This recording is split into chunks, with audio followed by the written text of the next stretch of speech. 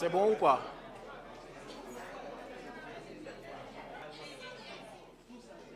Ñu xaar ah d'accord.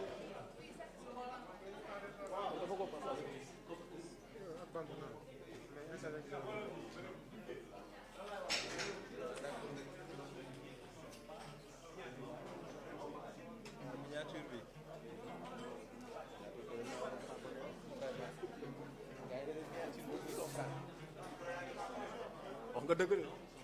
les micros sont allumés hein.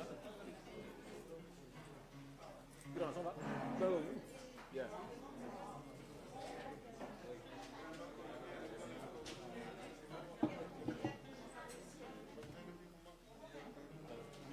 Ah, bien.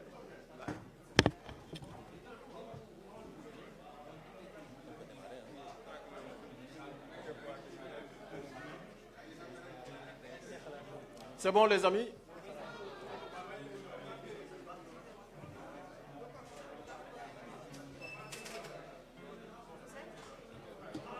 Socé Ndiaye, je suis membre de la CAP. On va faire les présentations tout à l'heure, ne vous en faites pas. D'accord.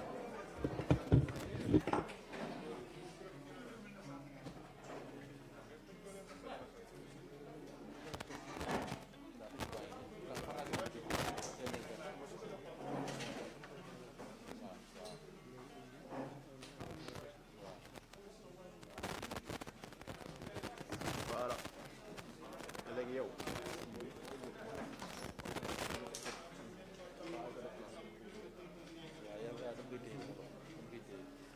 C'est bon maintenant? Ah, non, non.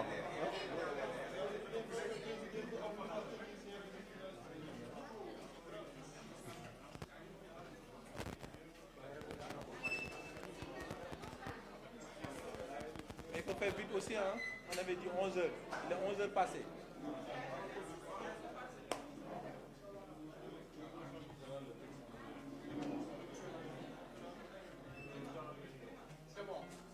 C'est bon.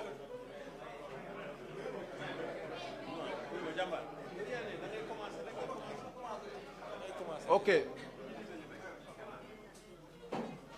Oui, mais on veut vraiment être solidaire, hein, mais on peut y aller. D'accord. Donc, merci, chers amis. Je pense qu'on va démarrer cette conférence de presse. Donc, avant tout, on s'excuse des 15 ou 16 minutes de retard. Merci d'avoir répondu positivement à l'appel de la coordination des associations de presse, qui a bien voulu convoquer cette conférence de presse. Mais à l'entame de mes propos, permettez-moi de vous présenter d'abord ceux qui sont sur le présidium. Donc, à ma droite, vous avez M. Ibrahim Olissa Faye, qui est le nouveau coordonnateur de la coordination des associations de presse. Nous avons aussi notre doyen Mamadou Ibrakan, à ne pas confondre avec Mahmoudou Ibrakan, le président du CEDEPS, le Conseil des éditeurs de presse du Sénégal. À ma gauche, vous avez le nouveau secrétaire général du SYNPICS, M. Moustapha Sissé, et M. Pape Saloum Diakate Dikaba, c'est le président du collectif des techniciens de la presse audiovisuelle. Donc cette conférence de presse va se dérouler comme suit. Nous allons d'abord donner la parole au coordonnateur de la CAP, qui va vous lire la déclaration de la coordination des associations de presse en français et en wolof. Après, nous passerons la parole aux collègues qui voudront bien compléter. Et à la suite de cet exercice, nous vous donnerons la parole et on va ouvrir une liste pour ceux qui veulent poser des questions. Donc, sans tarder, je vais laisser la place au coordonnateur de la CAP, M. Ibrahim Olissa Faye, pour la lecture de la déclaration de la coordination des associations de presse. Monsieur le coordonnateur, vous pouvez venir prendre la place. Merci.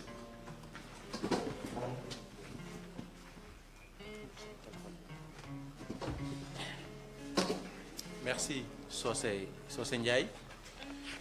membre infatigable de la coordination des associations de presse, très engagé.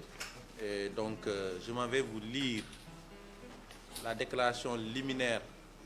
de la coordination des associations de presse qui regroupe appelle la presse en ligne, le SYNPICS, le syndicat, le CEDEPS, le patronat, la Convention des jeunes reporters, le CTPAS, le collectif des techniciens, l'UNPJS, les photographes, et l'URAC, les radios communautaires. Et dans quelques jours, on va intégrer l'Union de la presse francophone ainsi que les femmes, l'association des femmes des médias. Donc, pour ce qui nous réunit aujourd'hui, la CAP appelle le secteur à la mobilisation pour faire face aux monstres. C'est ça le titre. La coordination des associations de presse constate, pour s'en émouvoir, les assauts répétés que le secteur des médias subit depuis mai 2024 et ces agressions en série qui portent les empreintes d'un gouvernement et de ses démembrements ont atteint un seuil culminant.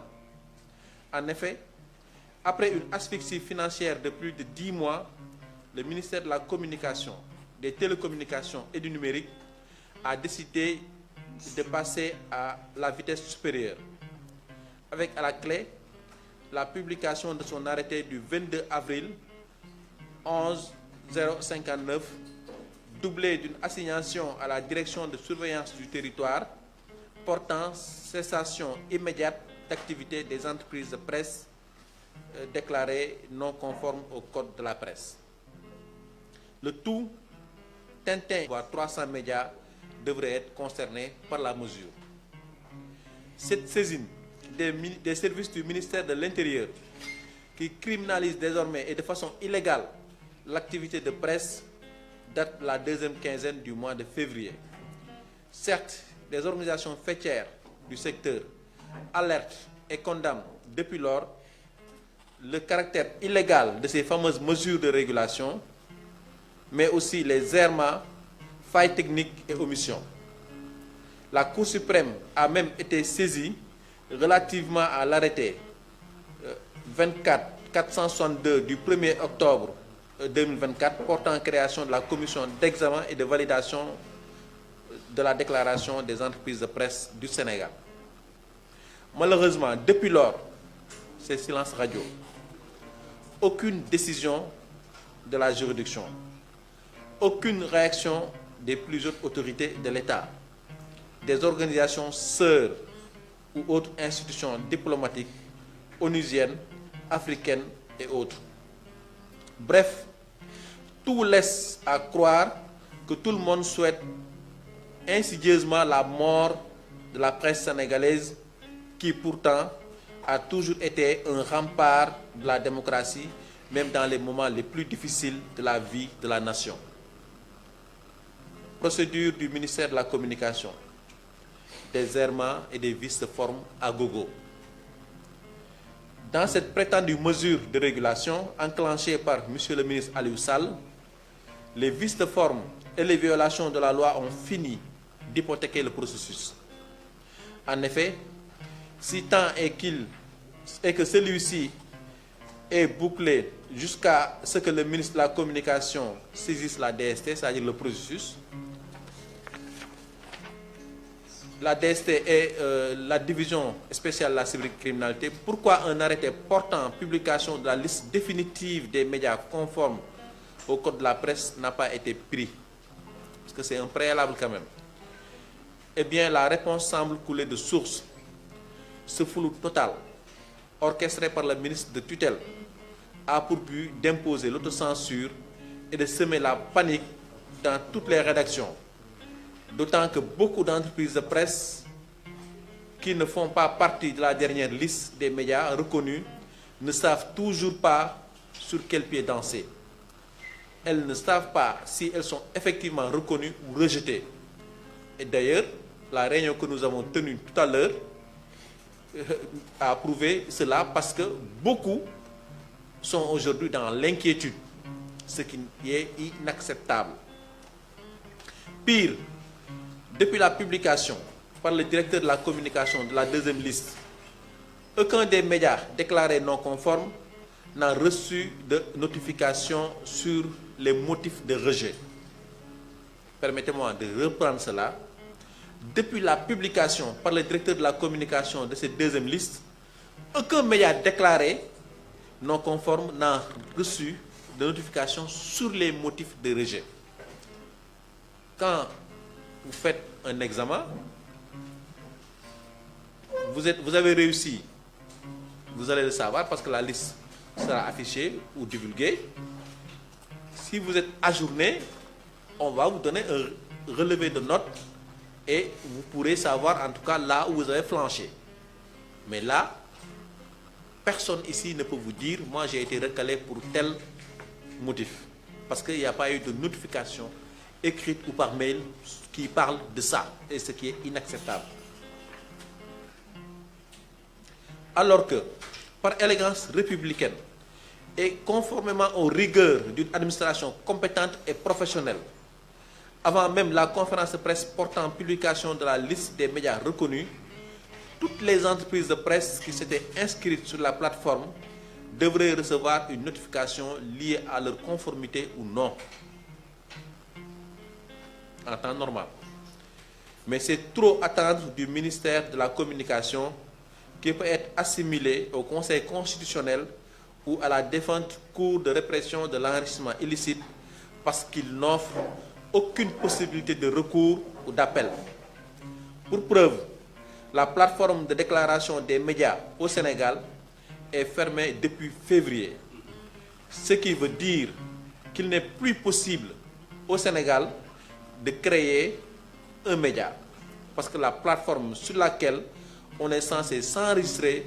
est hermétiquement fermée sans aucune information sur sa réouverture,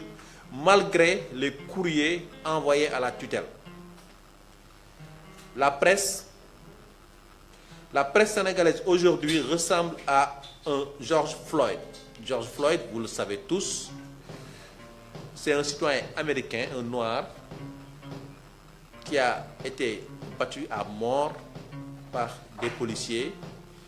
et l'un avait cogné en tout cas son genou sur son cou jusqu'à ce qu'il perde la vie. Et donc aujourd'hui la presse sénégalaise c'est comme un George Floyd. La presse sénégalaise aujourd'hui est comme un George Floyd étouffé par les institutions censées la protéger. L'État censé garantir sa liberté et sa sécurité la matraque, l'empêche de respirer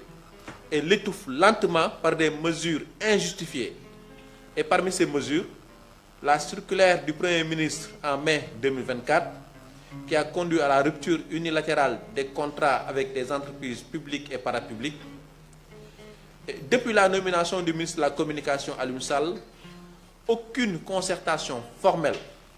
sur les préoccupations ou conclusions des assises nationales des médias, à part évidemment la réunion de prise de contact du samedi 25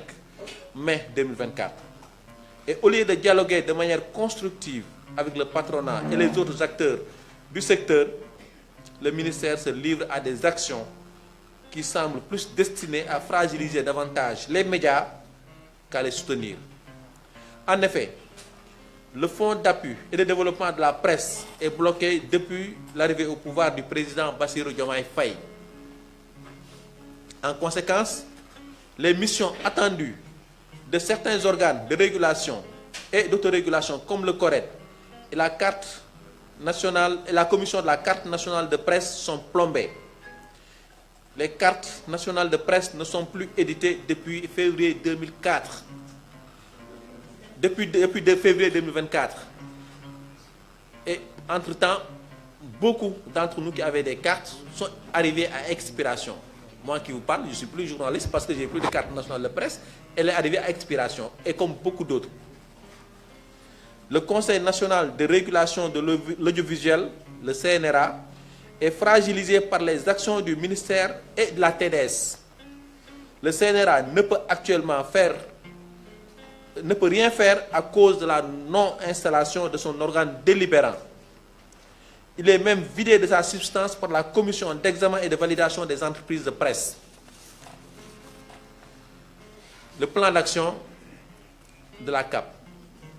La coordination des associations de presse ne faiblit pas. Faiblit mais ne rompt pas. en estimant que les journalistes, techniciens et acteurs des médias ne peuvent plus rester les bras croisés face à ces nombreux assauts injustifiés du pouvoir, elle appelle tous les membres des différentes organisations à se mobiliser pour faire face à ces multiples forfaitures. Un formulaire est lancé à partir d'aujourd'hui pour répertorier toutes les entreprises de presse déclarées non conformes, les accompagner avec des avocats, et tous les responsables des médias sont appelés à déposer individuellement le même jour un recours devant la chambre administrative de la Cour suprême. La CAP a ainsi décidé, dans le cadre de son plan d'action, d'initier une série de rencontres durant tout le mois de mai, et ce en synergie avec les organisations syndicales, le patronat sénégalais, les organisations de défense des droits de l'homme, les membres de la société civile et d'autres entités remarquables de ce pays. Une série qui sera bouclée par un sit-in devant les locaux du ministère de la Communication. À la faveur des changements intervenus à la tête du CNP,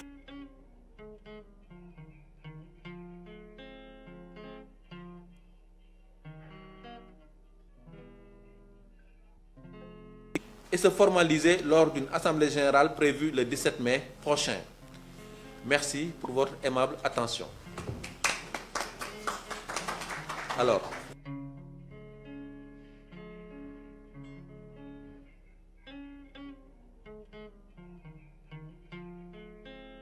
donc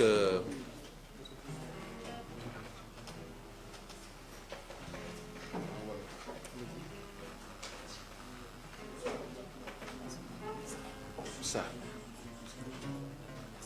Voilà. Donc, avec votre permission, je vais essayer de résumer ça en wolof. Alors, CAP dafa décider def conférence de presse bi parce que depuis ay jamono ngi nii ñuy jànkonteeg ay jafe-jafe beneen bu dem beneen ñëw mi ngi commencé woon ci wàllu li nga xam te ne mooy koomu entreprise de presse yi ak circulaire bi nga xam ne premier ministre jëloon na ko ci mois de mai bii passé ñu dagg lépp loo xam te ne contrat la bu entreprise de presse yi amoon ak entreprise publique yi ak parapublique yi et it fisc bi di DGID joxoon li nga xam te ne mooy entreprise de presse yi ATD c'est-à-dire tëj seeni compte leen poursuivre pour 40 milliards et it bu ñu ci jógee li nga xam te ne mooy ministère de la communication mu jël ay mesures yoo xamante ne au lieu mu jàppale lii di entreprise de presse yi da leen doon gën a suuxal et ci mesures yooyu mooy li nga xam te ne mooy commission d'examen et de validation des entreprises de presse mu nekk initiative boo xamante ne même bu dee dafay gën a ñoŋal presse bi li mu yàq mu ëpp li mu defar et it bu ñu sukkandikoo ci constitution bi sukkandiku ci code de la presse bi gisuñu loo xamante ni moo ko mën a may pour mu mën a taxawal commission boobu noonu pour di segg entreprise leer na et loolu lii di article 68 code de la presse moo koy wax et loolu mi ngi concerné li nga xamante ne mooy entreprise de presse écrite yi et donc il faut que nga obligation la pour nga inscrire c'est-à-dire nga enregistré au niveau du ministère pour mën a bénéficier des avantages et obligations attachés aux entreprises de presse et d'ailleurs fa am sax décret buy jëmmal loolu et décret ba jël nañ ko ba nga xamante ne maanaam moom la ministre bi waroon na topp pour mën a def liggéey bi mu war a liggéey bi muy liggéey et ci biir loolu nag ñu gis que ne lii nga xamante ne sax moo di TDS xëy na rek coupé fii ay médias parce que nee nañ fayuñu ci biir TNT bi donc muy multiplexeur boo xam te ne moom moo ko yor mu jékki-jékki faase ay médias wala mu wàññi li nga xam te ne mooy connexion bi war a mën a tax nit ñi di leen seetaan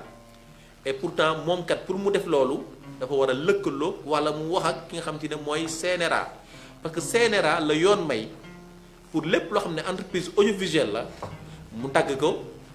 wala mu avertir ko wala mu blâmer ko wala maanaam mu teg ay sanctions mu teg ay daan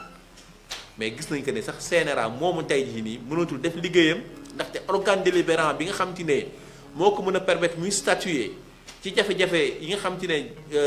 nit ñi ñu ngi koy dund ak médias yi wala rëq-rëq yi médias yi def CNRA mënatu ko ndaxte li nga xam te ne président jël na comme décret pour remplacer organe délibérant bi fi nekkoon ba léegi ñooñu installé guñu leen ba léegi ñi ngi toog di xaar et leneen li nga xam te ne aussi am na ci mooy commission d'examen et de validation des entreprises de presse dafa xàppati ay prérogatives sañ-sañu CNRA daal di koy moomoo et loolu mu nekkul loo xamante ne lu ñu mën a nangu la ndaxte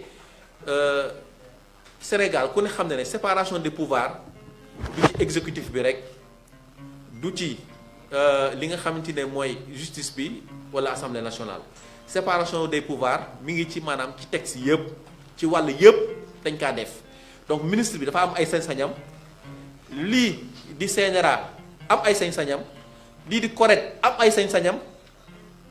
ak aussi ku ci nekk ñeneen ñi ci des aussi am lu ñu war a def mais lépp tey ministère da ko jël mbubboo ko moom ko di bumi bu ñu waxee mu ne man kat état la lu ma neex laay def comme si que maanaam tey jii nii ministère bi bu ko neexee yu dëggate ñii di citoyens yi dëggate ñi nga xam ne ñoo nekk ci presse bi jàll dem yoonam dara du ko ci fekk parce que état la kon loi bi fi mu nekk nii bu dee yow état nga mënu la neex mën nga kaa def dara du la ci fekk les examens boo admissible nga jàll na am liste bu ko jëmal wala ñu yónnee la message ne la kat yow jàll nga mais ñi nga xam ne jàlluñu mais xanaa dañu la jox sa bulletin yow nga xam kat jàll nga ci bi poñ waaye luppe nga ci bële poñ nga xam la nga war a mën a dabu mais tey jii nii entreprise de presse yi ñi nga xam ci ne gisuñu woon seen bopp ci deuxième liste bi ñoom ñëpp ñi ngi ci jaaxle ñi ngi ci guddi ko bés fa tëggul ndaxte kat xamuñu naka la ñuy def xamuñu ba xam bokk nañ xamuñu ba xam bokkuñu ndaxte jotuñu notification kenn leeralu leen ne maanaam ñoom kat lii lañu war a dabu wala kat bokkatuñu te pourtant bu ñuy wax administration kese ak rigueur administrative yi ñu xam ci Sénégal administration sénégalaise ministre bi avant mam mu doon saisir ki nga xam ci ne mooy ministère de l'intérieur di ko wax que maanaam mu convoqué yenn entreprise de presse pour jox leen assignation ñu arrêté carrément liggéey gi ñuy liggéey mais waroon na génne li nga xam ci ne mooy arrêté de publication de la liste définitive des médias conformes loolu obligation la mais ba jamono ji ñi ñuy wax amagul arrêté boobu noonu arrêté bi nga xam ne jot na ko génne sax daf ko génne en catimini c'est-à-dire di nëbbatu di làqatu mel ni maanaam sàcc bu ñuy dab di ko wër alors parce que arrêté texte de loi la pour mu mën ko jëmmal doxal ko il faut que ñu publier que nit ñi gis que ñu jot ci parce que dañuy naan nul n'est censé ignorer la loi mais bu dee arrêté bi da nga ko si ko mais da nga koy nëbb ki nga xam ci ne mooy DST c'est-à-dire mooy direction de surveillance du territoire moom kat bi ko nit ñi laajee yow assignation bi nga joxe fan nga ko teg ci la génne arrêté bi daan ne fii la ko teg kon arrêté boobu kon am na lu ci lëndëm parce que arrêté boobu ñuy nëbb ko noox kon du arrêté jàmm léegi nag tey jii nii arrêté boobu noonu comme génn na daje nañoo sànq ak médias yi nga xam te ne jotaguñu seen notification ak ñi nga xam ne jot nañ seen notification tey jii nii dañoo dénk CDEPS mi yor patronat wu presse bi pour mu liggéey ak avocats yi pour nga xam te ne dañuy jàppale entreprise de presse yëpp ñu dem ñu saisir ki nga xam te ne mooy Cour suprême naka lañ koy defee nag dañ ko gën a ñoŋal suñu biir ñi ngi xalaat naan dañuy jël benn bés boo xam te ne ñëpp dañuy jël seen plainte entreprise bu nekk jël plainte am ñu dem ba ca conseil Cour suprême rang dem déposer ko fa génn def déclaration lu mën a nekk la comme aussi it mën nañu jël entreprise yi presse écrite presse en ligne télévision rajo communautaire daal di koy def noonu mais lu ci mënta am mooy que dinañ leen xamal ban fànn la ñuy dem saisir li nga xam ne mooy Cour suprême parce que saisir ni Cour suprême bi nag dafa am ñaari façon dafa am boo xam ne référé la pour que maanaam rapidement mu mën a prononcé wu pour que ñu xam ne carrément préjudice bi parce que maanaam presse waxtu boo toog diffuser woo wala publier woo rek lu bëri nga yàqu parce que charge fixe yi moom à la kulli da nga ko fay loolu moom lu leer naññ la da nga fay salaire da nga fay facture da nga fay loyer te it aussi bu denc ne woo ne yow doxal sa liggéey doxul da nga perte ay abonnés da nga perte ay revenus et it da nga perte lu bare bare au niveau classement donc préjudice bi dafa rëy torop mu nekk loo xam ne mënuñu ko bàyyi moo tax il faut que ñu saisir que rapidement pour mu mën a tontu en référé beneen bi ça sera dans le fond ci wàllu maanaam arrêté bi nga xam ne ministre bi def na ko ci boppam léegi nag ñun dafa am loo xam ne jaaxal nañu parce que ku jóg ngaññi presse bi mel ni que maanaam ñun ñooy def te pourtant yàlla xam na ne dañoo sax ci di ñu tooñ dañoo sax di ñu ngàdd di ñu andil ay jafe-jafe jamono ji ñuy wax ni entreprise de presse yu bëri ñii am nañu 8 mois arriéré salaire ñii am nañu 6 mois ñii am nañu 5 mois ñii am ñi ci gën a ndawle 2 mois la ñu am ñi ci gën a ndawle ñaari weer la ñu am et beneen bi ci des mooy que ne ñun li ñuy jaaxal li ñuy dund lépp amul kenn ku jóg jàppale ñu wala mu wax ne carrément kat presse bi liñ ko teg du dëgg du yoon ah président mi ngi ne ñun dañuy def pression pour ñëw gis ko bàyyi suñu ministre mais suñu ministre depuis mai 25 mai 2024 recevoir uñu et toogul ak cap pour waxtaan ak jafe-jafe secteur bi comme ni ko yeneen ni ministère di defee ak ay partenaire am suñu ministère daf ñuy snobé suñu ministère yëgul na ñi ngi lekk wala ñi ngi naan wala ñi ngi dund suñu ministère fu mu jógee di ñu métital ak di wut loo xam ne daf ñuy suuxal et tey jii ñu yaakaar ne ki nga xam ne mooy njiitum réew mi di suñu kilifa ñun ñëpp war nañu mën a déglu ñu jox ko suñu son de cloche c'est-à-dire ñu nekk kat ñun kat lii mooy suñuy jafe-jafe et ba ñu déposé li nga xam te ne mooy conclusion assises nationales yi ba léegi ministre bi woowuñu ci pour ñu waxtaan ci xool lu ñu ci war a mën a def ak lu ñu ci wartu mën a def et it ba léegi it gisewante wuñu ak premier ministre bi depuis bi nga xam te ne nguur gu bees bi toog na ba léegi et gisante wuñu ak aussi it ki di président de la république ndax loolu yoon la et gis nañ fi secteur yépp ñi ngi gisee ñi ngi am ay conseil interministériel ñi ngi dajeeg président mais presse bi moom dajewul sax ak ki nga xam te ne mooy ministre tutelle am et pourtant loolu rek la ñuy xaar ci moom toog waxtaane suñuy jafe-jafe wut ci ay saafara et ñun nag ay acteurs lañu mënuñu ko poñe nekk kat tey kat nañ la gis wala tey dañu recevoir par force moom mii di kilifa bi bu ñu woowoon daje ñëpp nañu xam ne woo nañu daje waaye kilifa boo xam te ne da la ne carrément moom du la recevoir boo bindee du la tontu boo ko woowee du la wuyu ah léegi lan lañ bëgg ñu def et dañuy continuer ñun ñoo sikk ñun ñoo yàq dëkk bi ñun daal la ñuy këpp lu bon ci dëkk bi ñu ne nag loolu nag moom il faut mu dàkk ndaxte nag saay su nekk ñu ngàdd la saay su nekk ñu yekk la musiba bu yàggee vraiment média naax saay ci réew mi et nag bu dul dara am na lu ñu fiy représenté et bu dul dara entreprise yi am na muy même bu dee as néew la ay nit yoo xam ne ñu ngi leen di employé ñooñu seen njaboot yaakaar ci ñoom et mënatuñu toog di seetaan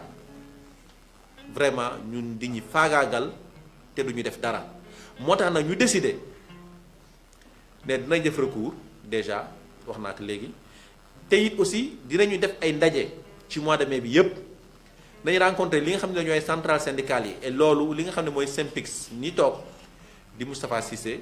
ñu fal ko yàggul dara moo yor fànn boobu noonu pour dajale lépp loo xam ne centrale syndicale la CDEPS woo naataangoo patronat bi ñu toog ak ñoom ñu woo aussi ñi nga xam ne ñooy défendre droit de l'homme yi ñu toog ak ñoom woo ñi nga xam ne ñooy société civile bi aussi ñu toog ak ñoom woo képp koo xam ne maanaam yaakaar nañ ne mën na dara ci mbir mi mission diplomatique yeeg ñi nga xam ci ne aussi ñoo nekk ci yeneen institution yu mag yi comme CEDEAO ak yooyu noonu mais pourquoi pas même le président de l'Assemblée nationale en tout cas képp ku ñu xalaat ne war na mën a andi saafara ci mbir bi nañu toog ak moom bu ñu paree jàkkaarloog presse wax lañ fa jëlee ak ñoom léegi nag bu ñu paree rencontre yooyu ñuy def yépp dañuy def benn sit-in bu mag boo xam te ni ñu ngi ciy woo képp kuy taskatu xibaar képp kuy technicien képp kuy liggéey ci média ñu ngi lay ñaan nga pare sit-in boobu ñuy def devant le ministère de la communication dañ ko bëggoon a def ci 3 mai bii lañ ko bëggoon a def mais délai yi dafa gàtt ndaxte bu ñu ko doon def ni dinañu wax ñu déposer 3 jours francs parce que aussi ñun ay républicains lañu dañuy respecter loi li mu wax ba mu jeex tàkk donc comme mënuñu respecter 3 jours francs yi ak xat-xat yi communication bi war mobilisation bi war moo tax dañuy rencontre ñu war a rencontre ñëpp ba pare def sit-in boobu noonu devant le ministère de la communication et boobaa ñu ngi ñaan ñëpp ñëw teew et di ñaan aussi ñëpp jàppale ñu vraiment ci xeex bi nga xam te ne la ñuy xeex pour bañ ko faagaagal li nga xam te ne mooy presse bi voilà ay kàddu yooyu ndaw laa amu ne ma ci teg léegi nag pour jeexalee fi nga xam te ne mooy CAP parce que ab diir a ngi nii déggu leen CAP fi mu ay fan yu néew li nga xam ne mooy SYNPICS dañoo am njiit gu bees muy Moustapha Cissé miy toog convention des jeunes reporters aussi am njiit gu bees muy Mamadou Diagne et donc ñu làbbaliwaat fas yeesalaat kuréel gi ba nga xamante ne le 17 mai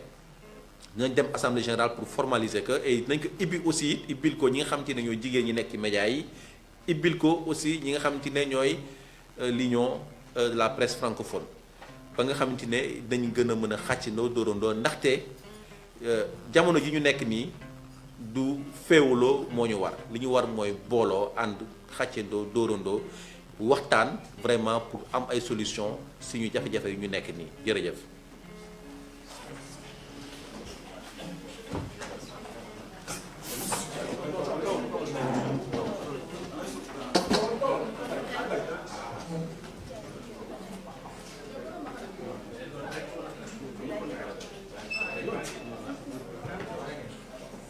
C'est bon?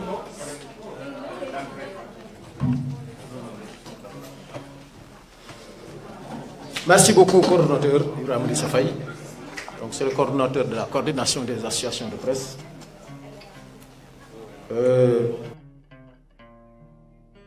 ma bëgg a am rek lu ma ci dolli tuuti balaa may jox kàddu gi sama naataango yi ma toogal ci taabal ji lii sa dafa wax lu am solo mooy ñun on a comme lem qualifié d'avoir fermé des médias muy lu catastrophique aussi je pense que war na xool ci yeneen naataangoom yi nga xam ni secteur bi ñu la dénk yaa ngi def sa kéem kàttan pour ñi nga xam ne yaa leen bokk yilif seen bët bu ñu xonqee bu ñu ñëwee ci yow nga mën leen saafaraal seen jafe-jafe mais ñun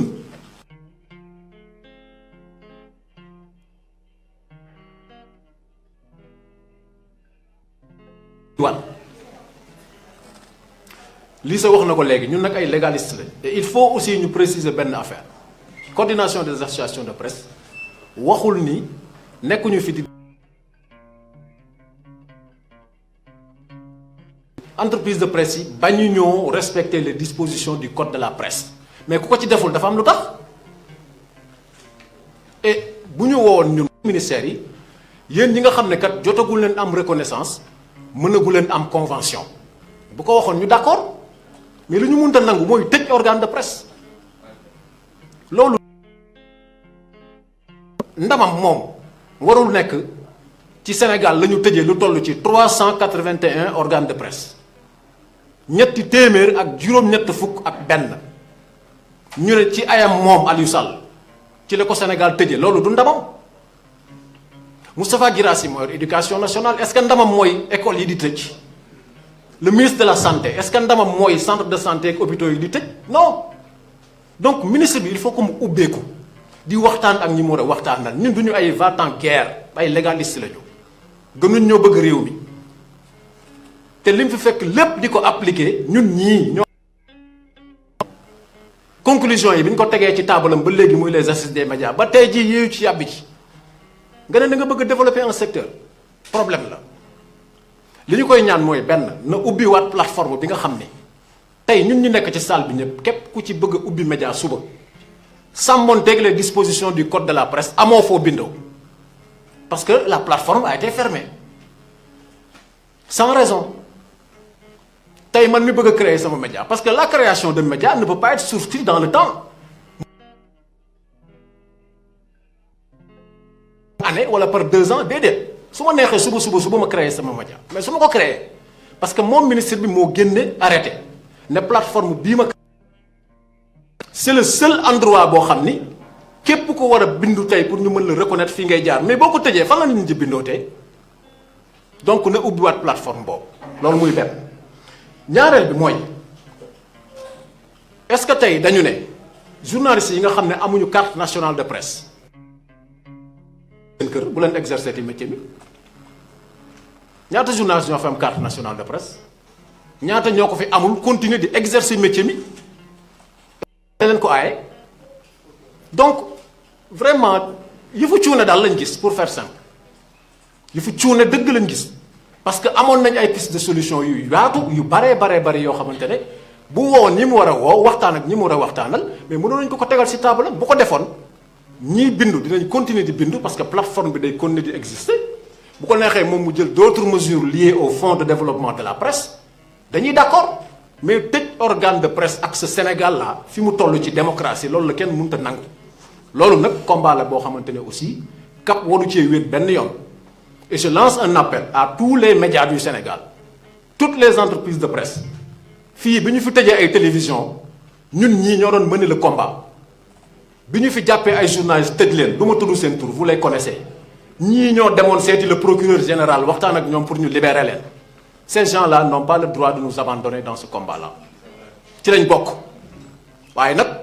ku jël sa responsabilité dem tafu ci état lu état wax nga ne baax na nekk journaliste bis bu yet bi jógee di dal ci sa kaw aussi di nga xam ne lépp dëgg la kon cette solidarité là dafa war a nekk une solidarité bu am ci parce que du combat wu nit c'est pas un combat de personne combat de principe la tëj média moo dul yoon bu fekkente ne am nga d'autres pistes de solution yoo mën a exploiter mais pourquoi vouloir s'entêter ne non yéen mel ne on est dans un camp militaire tu vas mettre la presse au pas da ngay def lii wala ma tëj la Sénégal musul doxee noonu et c'est la première fois nag c'est la première fois ñu gis un ministre qui se comporte de la sorte ba Sénégal des Sénégal ba léegi bu ko Moussa Bocar Thiam defoon dañuy xeex ak moom mi mu fa remplacer donc duñ ko permettre moom aussi mu koy def kon na waxtaan na yaatal te xam ne coordination des associations de presse dañu ubbeeku tëjuwuñu mais nag boo ñu woowu li sa wax dëgg la koo xam ne boo ko wooyee du la jël boo ko bindee du la tontu boo ko laajee audience mu mel ne ku la déggut moo tax on lance un message au premier ministre Ousmane Sonko aussi on lance un message au président de la République du Sénégal qui est le président de tous les Sénégalais seen ndam ak fi réew mi toll tey ci ñoo xamante ne chômeur ci liñ fi fekk déjà 381 organes de presse nga ne da nga koy tëj ñaata nit ñoo fay liggéey ñaata père de famille nga nar a sànq seen njaboot parce que mbir mi du rek journaliste yi boo tëjee entreprise wu lii sax mais yaa ngi lor famille wu lëmm mais ces conséquences sociales là est-ce que aussi ñoom ñu ngi ciy bàyyi xel donc nañ waxtaan ñun loolu la ñu bëgg ak le ministre de tutelle et foofu laay yem yeneen yi aussi je vais laisser la parole à mes collègues ku ci am loo ciy dolli le doyen Kane le CEREPS bi mi ngi def liggéey bu am solo donc doyen on passe la parole. Merci bien, merci bien. Voilà.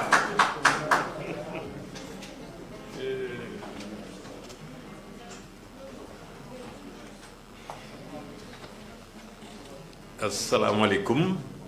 maa ngi leen di nuyu yéen ñëpp si yoon benn coordonnateur bu ñu tabb bu nga xam ne moom mooy coordonnateur u CAP moom mooy ñuy waxal ñun ñëpp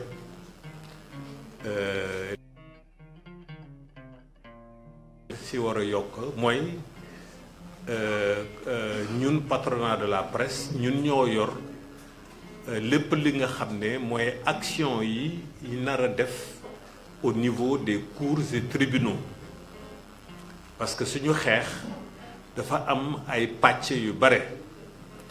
conférence de presse bi ñu def nii c'est pour sénégalais yi xam yan jalgati liberté de la presse la fi nguuru président Bassirou Diomaye Diakhar Faye indi parce que depuis at bu mu toogee ay problème kese la indi dans le secteur de la presse fitna la indi dans le secteur de la presse surtout problème bu gën a fondamental mooy suñu constitution li mu samp la liberté de la presse nouveau régime bi bëgg presse bi moom mu wax kan moo war a nekk presse wala kan moo mënul nekk presse ñaareel bi nouveau régime bi du ma si dellu si dans le détail mais yëg ngeen ne ay jafe-jafe yu ñu am avec le fisc au Sénégal ñu présenté ñun entreprise de presse privée yi comme ñun ay bandits fiscaux la ñu te pourtant yàlla xam na ne ñun dañu daan fay ñu ngi continuer di fay suñu lempo te ba pare lempo bu nga xam ne moom la ñu wax ne la entreprise de presse privée yi amel état bi en réalité daf si am intoxication fausse information yu bare fausse information yi nga xam ne ministre de la communication si boppam dégg nga moom moo ko doon di diffuser dette fiscale aux entreprises de presse yi mu ngi toll au 31 décembre 2023 10,5 milliards de francs CFA mais 10,5 milliards de francs CFA ministre bi buy wax mu ngi mel ni presse privée moo amel 10,5 milliards alors que li am ba am mooy 54% de cette dette fiscale là ñi nga xam ne moom la ñuy wooyee entreprise de presse publique ñoom ñoo ko amel état bi boo jëlee ku mel ni RTS boo jëlee ku mel ni Soleil boo jëlee ku mel ni APS boo jëlee ku mel ni TDS SA entreprise de presse privée yi nga xam ne ñoo fi gën a bare ci Sénégal te ñoom ñoo fi ëpp doole du point de vue des médias au Sénégal ñoom su ma ko mënee waxee noonu 45% rek la ñu amel ci 10,5 milliards yooyu mais yemul foofu problème bi mooy ci jaay doole bi nga xam ne nouveau régime bi mu ngi koy jaay doole presse privée mooy état bi ak ses démembrements dañu amel xaalis bu bare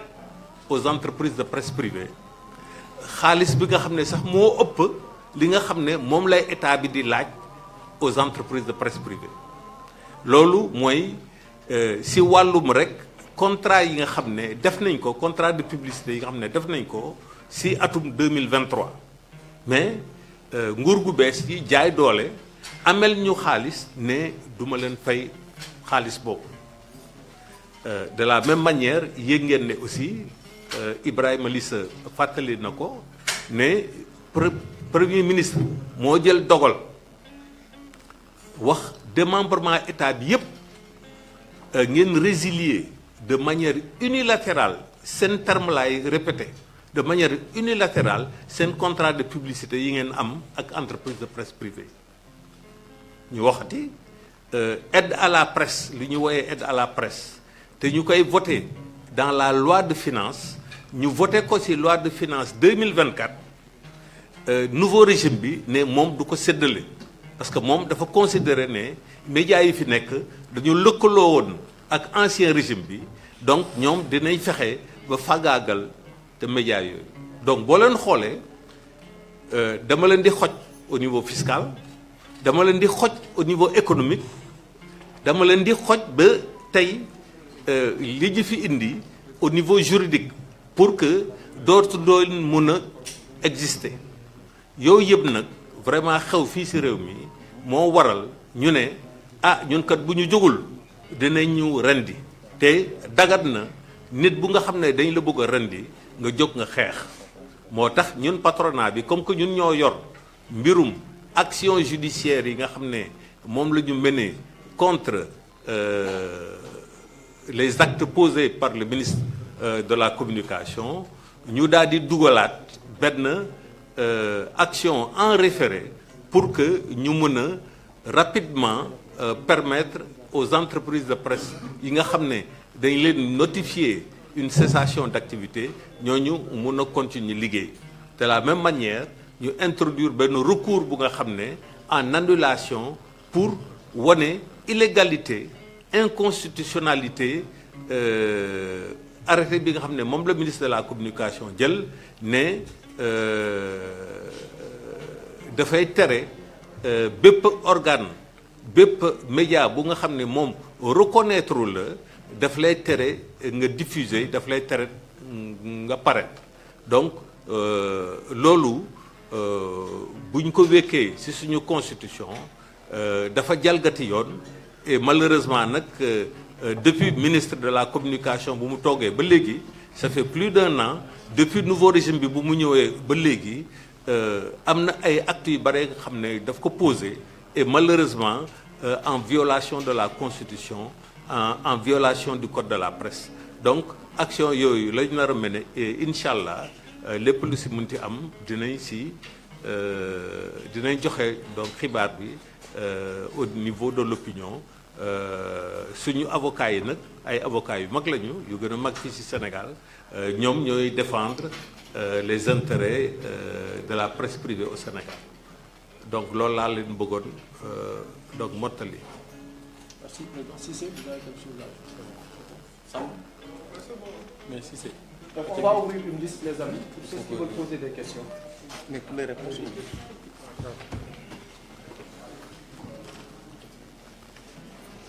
Il n'y a pas de questions? Hein? Oui, c'est comment? C'est Elimane Ndao. Quel organe? France 24. Oui? Non, attends les questions.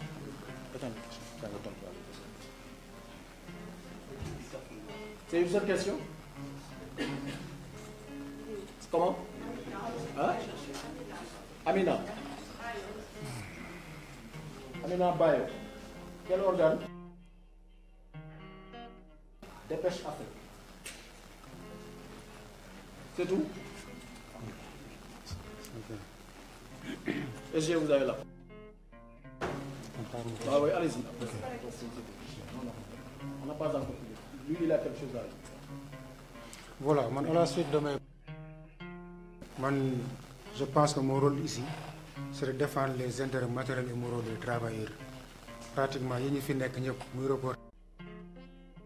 De telle sorte que nous allons le plus rapidement possible. Les mesures qui sont en vigueur, nous avons un souci. Fin du mois, nous avons fait parce que tout le monde est dans le désarroi total. Maintenant, comme je l'ai dit tantôt, l'autorité par A ou B ci moom la ñu mën a jaar pour régler le problème ce qui s'est passé avant ba indi lii yëpp xam nañ ko jarul ci dellu siwaat l'idéal daal mooy les démarches ñu yaay entamé au niveau de la justice ñu ngi suivre son cours mais nag fii dafa am benn principe dañ lay wax que le temps de la justice n'est pas le temps des hommes mais gis nañ fii à un moment donné bu ñu bëggee accélérer ay procédures dañ koy def comme loo xam ni c'est à la vitesse de la lumière lay doon léegi nag entamé fi ay procédure judiciaire fii balaa 2000 mun na bañ a aboutir pendant ce temps doo am loo yóbbu sa kër doo am loo liggéey sa organe tëj na nga des ak banque bu fekkee da nga amoon ay engagement man nag à mon niveau ak au niveau du SYNPICS li ñu mun mooy fexe de sorte que mesure bii ñu ko mën a asseoir continuer dans une du noonu ñi nga xam ne nag am nañ dans la légalité ak légitimité war a exercer te site bi reconnaître leen ñu foofu la ñu war a agir ba nga xam dañu ubbiwaat plateforme bi quelqu'un l'a dit ici ñu fexe bu ubbiwaat plateforme bi képp ku mën a inscrire nga inscrire ñu xool dans quelle mesure la ñu mën a travailler ci ay standards yoo xam ni boobu da ngay génne fii léegi benn article 1000 avocats ñëw interpréter ko de 1000 manières doo dégg mukk avocat bu jóg ne la kii xamul dara wala saako wala lii wala la benn article génn wala benn revue benn titre génn paraître journaliste bi interprété ñu commencé saagante entre ñoom en solidarité bi ordre des avocats dafa am ordre des médecins day am ordre mosoo dégg kenn ci ñoom di xuloo entre ñoom mais c'est au niveau de la presse seulement que ngay gis désunion bi. léegi un peu derrière presse bu nekk am foo far alors que da nga war def sa liggéey de manière objective n'est-ce pas ñu ne la éthique et déontologie moo la régir yow nga teg ko fa di def leneen boobaa yaa ngi fragiliser sa bopp mais rien n'est encore joué ay nit lañ ko séexal am na ku doon wax ñun tam nañu wax ba jëlee ko fi man daal loolu mooy sama position. Merci Moustapha.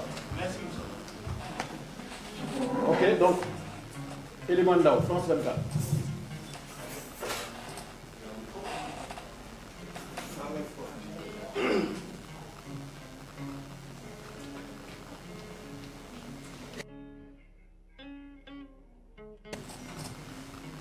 Bonjour tout le monde. Bonjour tout le monde. Alors, moi, ma question, c'est une question de précision sur le nombre des médias concernés par cette prestation. Est-ce qu'on peut avoir des exemples de médias concernés et au total, combien d'emplois sont menacés par cette prestation? Voilà. Merci Elimane. Aminata Baye. Bonjour à toutes et à tous. Je vais rebondir sur la déclaration de Cissé, le centriste. Je pense qu'aujourd'hui, au-delà de la carte qui est en train d'avoir un travail salutaire, un travail géant, il faudrait que la presse privée aille vers la création d'un fonds, on l'a fait en décentralisation. Quelques hauts niveaux vont lancer un fonds national pour la défense du travail. L'heure est très grave. Nous devons lancer un front national pour la défense de ce métier-là pour exister. Ça, c'est un. Au-delà du lancement, en tout cas, de ce front,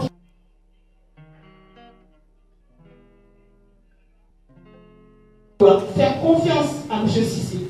qui a la chance de rencontrer le chef de l'État, de lui demander, de lui supplier pour faire taire un projet fantôme. Ça, c'est un projet fantôme. Dans une république, dans une grande nation.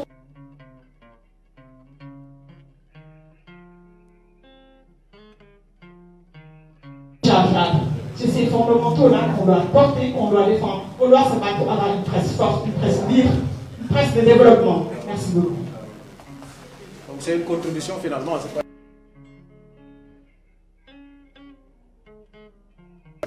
Donc finalement c'est une seule... Au Sénégal, le nouveau régime a mis en place une plateforme d'enregistrement des entreprises de presse.